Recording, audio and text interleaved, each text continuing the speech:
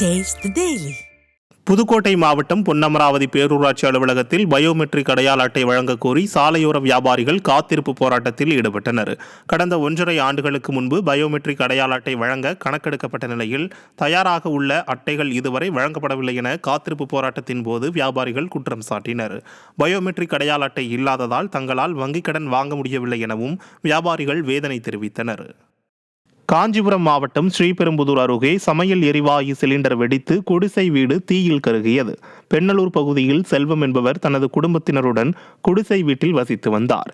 இந்த நிலையில் வீட்டில் யாரும் இல்லாத நேரத்தில் சமையல் எரிவாயு சிலிண்டரில் கசிவு ஏற்பட்டு வெடித்ததில் குடிசை முழுவதுமாக தீயில் கருகியது. இந்த தீ விபத்தில் 1 லட்சம் ரூபாய் ரொக்கப்பணம், 2 சவரன் தங்க நகை உள்ளிட்ட 4 லட்சம் ரூபாய் மதிப்புள்ள பொருட்கள் எரிந்து நாசமானது. கன்னியாகுமரி அருகே எண்ணெய் கப்பல் மோதியதில் விசைப்படகு கடலில் மூழ்கி விபத்து ஏற்பட்டது. குளச்சல் மீன்பிடி துறைமுகத்திலிருந்து விசைப்படகில் 9 பேர் மீன்பிடிக்க சென்றுள்ளனர்.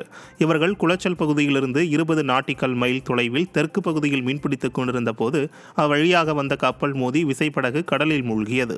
இதையடுத்து விசைப்படகில் இருந்த மீனவர்கள் 9 பேரை அந்த வழியாக சென்ற சக மீனவர்கள் மீட்டனர். சேதமடைந்த விசைப்படகு கடலில் மூழ்கும் காட்சி வெளியாகியுள்ளது. அந்த சைடு ரோமன் வளாதிரி ஃபுல்லாயிடு இல்லையா ஃபுல்லாயிடு என்ன போவா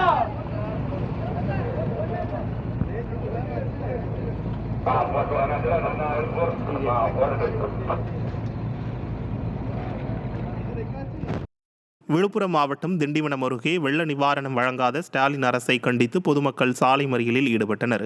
பெஞ்சல் புயலால் விழுப்புரம், திருவண்ணாமலை உள்ளிட்ட வட மாவட்டங்களில் கடும் பாதிப்பு ஏற்பட்டது. இந்நிலையில் ஆத்தூர் கிராமத்தில் அடிப்படை வசதிகள் செய்து தரக்கோரியும் மழையால் பாதிக்கப்பட்ட விவசாய இடங்களுக்கு நிவாரணம் வழங்கவும் 100க்கும் மேற்பட்ட கிராம மக்கள் திண்டிவனம் மரக்காணம் செல்லும் சாலையில் அமர்ந்து போராட்டத்தில் ஈடுபட்டனர். புயலால் ஏற்பட்ட பாதிப்புகளை கணக்கிட்டு நிவாரணப் பணிகளை மேற்கொள்ள இயலாத திமுக ஆட்சியில் மக்கள் கடும் இன்னலுக்கு ஆளாகி உள்ளனர். 2000 மட்டும் நாங்க கேட்கல. எங்களுக்கு ரோட்டு வசதி வேணும், தண்ணி வசதி வேணும், ஏதோ ஒரு பால்வடி வசதி எதுவுமே குழந்தைங்களுக்கு கிடையாது. நாங்க இப்ப காலையில 8:30 மணிக்கு ஸ்கூலு, 8:30 மணிக்கு நாங்க இங்க வரணும்னா இங்க வர்றதுக்கே மணி 9 ஆயிடுது. எங்களால வர முடியல. ஒரு ஆட்டோ பேசணும்னால ஒரு 1000 ரூபாய்க்கு இல்ல கீழே கொடுக்க முடியாது.